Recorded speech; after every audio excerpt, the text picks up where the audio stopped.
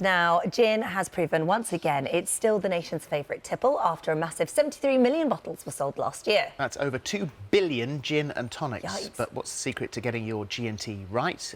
Now we've got gin guru Olivier Ward. England has more distilleries than Scotland for the first time in history because of gin. Completely, absolutely. So obviously north of the border they've been distilling and much of it is Scotch. And then actually, no, it's this craft distilling movement's really helped distilleries grow down south, and predominantly they're gin makers. So how do you make a good G&T then? So G&T, for anyone at home, lots of ices, no matter whatever the gin is, just loads of ice. In this case, what we're starting off with is something that really started 20 years ago. Martin Miller's gin. They launched in 1999 with strawberry and black pepper. So, oh wow!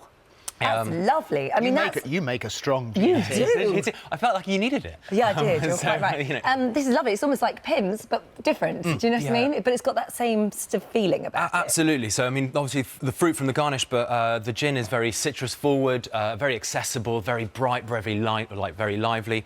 In contrast, this is a sweeter style of gin, Hayman's Old Tom. So it looks lovely. Cheers. Happy birthday. Cheers. Thank you. It's got a big grapefruit peel in there. Oh, I love that.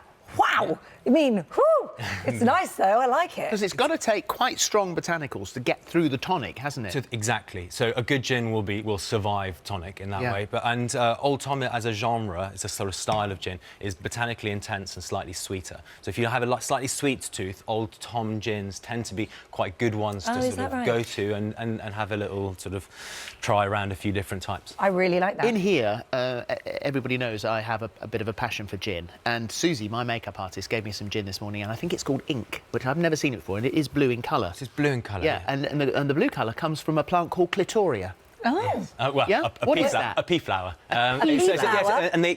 And sometimes also used in tea as well. Is it? And that's sort of the Latin name for it. And yes, so that's what I'm guessing. And that means when you put it in a gin and tonic, it'll go pink. So as in the acidity will change. Therefore, your blue gin will become pink in the G&T. Oh, I didn't know that. This has got lime. This looks quite classic. Yes, it's a classic gin and tonic. Sipsmith, the boys celebrated their 10-year anniversary 2 weeks ago, and to think, you know, they were really the instigators of this craft gin renaissance, and 10 years, and think back then, Sam, Jared, and Fairfax, the three guys, it was delivery on a moped. London, Yeah, exactly. They're in Chiswick. I've been to their distillery and seen their beautiful copper stills. Phenomenal. It's phenomenal. Really nice. Phenomenal that's a good success. classic gin, exactly. Isn't it? That's a much more classic style. It's a bit more of a contemporary style. It's Tarquin. This is pretty. They're it's from it's Cornwall. pink. That's have you done that? So the tonic water is pink grapefruit tonic water. The gin is just classic dry gin from Cornwall.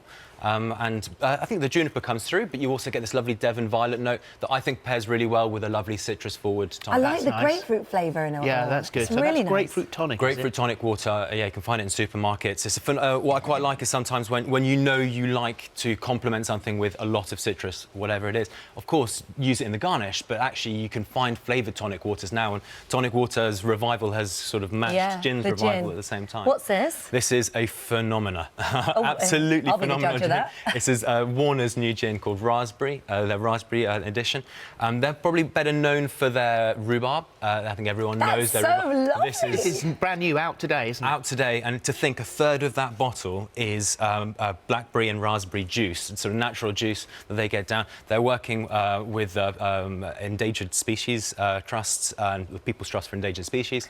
So a lot of it goes back into that sustainability and wildlife. It's a really strong flavour. Like it's really, you can really taste it, can't you? It's lovely. Really beautiful. They also they also have elderflower infused into this.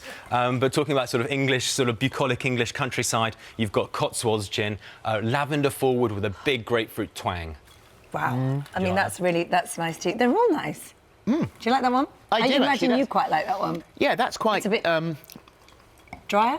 Yeah, a little bit drier, so earthier. A little bit earthy, yeah. That's a sort of, but exactly, yeah, that big sort of lavender hit on the gin itself. And finally, these guys absolutely fresh. They launched about 2 months ago, it's called Linden Lime from Leith up in Edinburgh. And you've got three things: it's lime, juniper, pink peppercorns. Really big, bright flavours in a beautiful bottle. It's delicious. Thank you so much. Thank you very much.